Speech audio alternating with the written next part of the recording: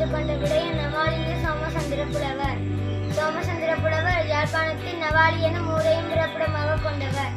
இவர் கதிர்காம இலக்கும பிள்ளையின் தவப்புலவராக 1878ஆம் ஆண்டு மே மாதம் 25ஆம் தேதி பிறந்தார்.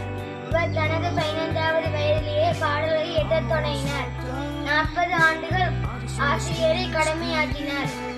தங்கத்தாத்தா என அழைக்கப்பட்ட இவர் ஆடி பிறப்பு வெரளி பாடல்களை போன்ற பாடல்களை பாடி பரிசு முதன்மையும் பெற்றார்.